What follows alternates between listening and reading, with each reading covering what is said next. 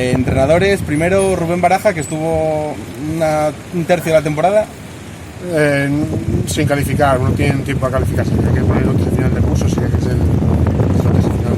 No le pongo nota porque no tiene que acabar el curso. ¿Y José Alberto? Que lo empezamos José ya Alberto, un suficiente raspado, pero suficiente, no tiene más.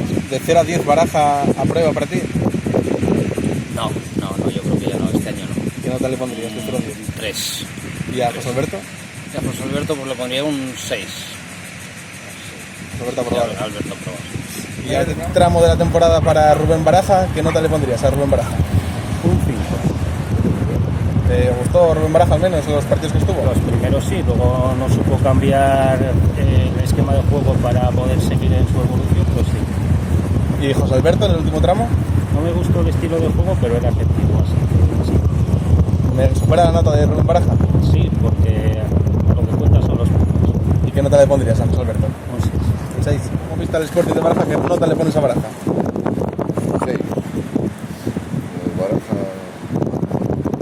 ¿En cambio José Alberto? Sí, un 8. ¿Un 8 a José Alberto? Sí. Lo hizo un poco mejor que Baraja.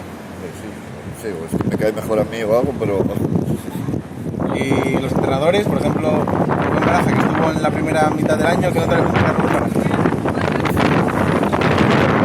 Sí. Y luego José Alberto, en el segundo tramo de la temporada.